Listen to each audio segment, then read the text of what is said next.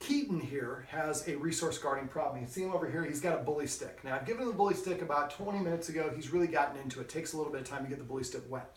Now resource guarding is very natural in the dog world. It's for most animals, and the same thing for us. If we're on a desert island, is it still going? Yep. If we're on a desert island and I have a chicken and somebody else from the other camp comes over, I'm going to defend my chicken because I need that as a resource. So it's very appropriate and natural for dogs to guard resources in the wild. However, when they're domesticated, we don't have any need for this. But it's biologic. Sometimes dogs just hold on to this, and sometimes it's exaggerated. If you force things away from a dog, take things away, you will actually increase their desire to resource guard. What I want to do for resource guarding is teach the dog that when a human approaches you, they're not going to take your stuff. Matter of fact, they're going to make your situation better.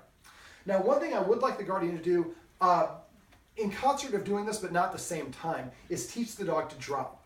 When he has low-value items, something that's a toy that he can have and chew at all the time. This is a high-value item. This is something special. He's going to be very reluctant to give this up. We want like a ball or something that he plays with all the time, so it's not particularly valuable. When he has it in his mouth, not holding it here, but he has it in his mouth, you want to take a treat, and you're going to hold the treat between your thumb and forefinger and just go over, and you should do this, not anybody else, and just hold it in front of his mouth. Now he's going to be chewing on his toy, but he has the toy anytime he wants. So he'll try to take it with the ball in his mouth. Just keep on holding it. As soon as he drops it, pop the treat in his mouth and say the word drop. Don't take the item.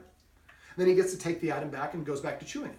So what we're teaching him is through a low value item, which is much easier for him to drop, that dropping things is beneficial because the human's not going to take your stuff. They're just going to give you something that's even better than what you have, and then you get your original stuff back.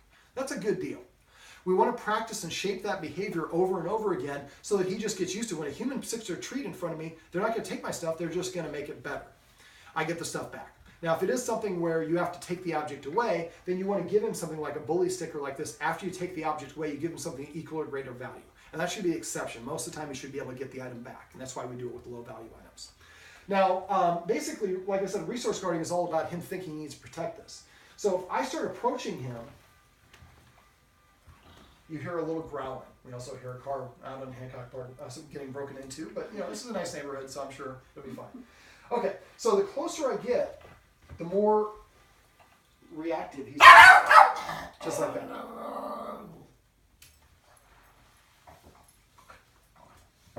There we go. All right. Now we have him tethered.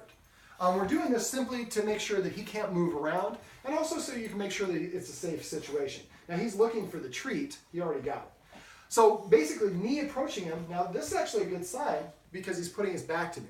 Now usually he's going to be facing him. Pretty shocked that he actually did that. Yeah, I didn't think he would stay that way. Okay, he's going to pull it around and he's going to lay down and face me when he starts chewing on it, once he figures out the treat's gone. Kind of an FU. A little frustration. See? Call my shot.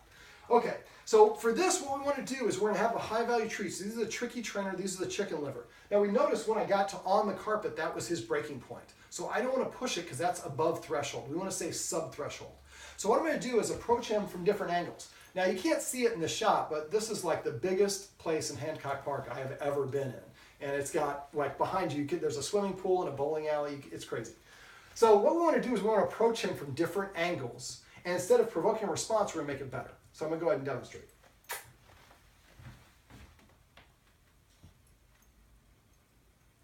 And then I turn to walk away. I'm keeping my back to him because this is front facing is confrontational, sideways is approachable, back is defenseless. I want him to go back to chewing his bone. Now I can use the mirror, I'll put a mirror here. And I think for him, he's been barking so long, I don't even think he realizes when he's barking. Am I in the shot, by the way? You don't have to pan, that's fine. Just so I know. I'm not? No. Okay. All right. So now, he's not into the item. I prefer that he was into the item. So what you want to do is let him go back to having the item. Then you approach. You stop at a distance before he feels threatened. Toss a treat. He gets the treat. And then the person turns and walks away. I'm just going to stay here, so I'm in the shop, but I'm giving him my back. So he shouldn't be threatened. He goes back to his item. See, he's got his paw on his item. And he's looking at me to see what I'm going to do. And you guys just nod when he actually starts chewing on it again. So I have to wait because he's a little bit worked up. Now he's in defensive mode. Oh, that was a bad one.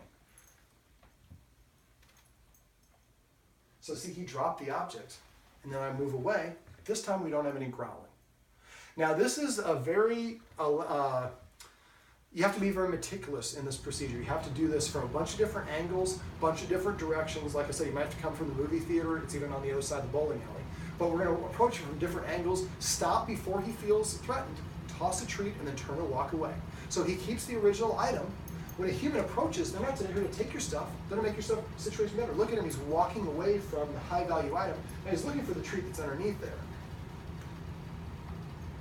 So I have the carpet thing there just so I have kind of a target, and it softens it and kind of will stick there. I would probably get like a white one so it's very easy for him to see. Dogs are colorblind and this could blend in. I would also put something that's blocking those items so that if I have a bad throw like I did, it doesn't bounce underneath it. So now he's looking at it again, so I approach. Oh, sorry, buddy. Here. So you see, once you get too close, he's going to react. The whole point is to do this without him reacting. Once he's reacted, I've kind of undone a lot of the work. Now, this is a demonstration purpose, so it's okay. But in the future, we get a white floor mat or a light cream, just one that's a solid tone and no pattern, so it's easy for him to see. And then I walk away. But if we give him a treat while he's barking, then this is rewarding him for barking. And I think that some of your petting has been when he's barking, or he's been picked up when he's barking. So I think he thinks that he's supposed to do this. Sit. Sorry, buddy. Come here. One more time. Sit. Sit. Sit.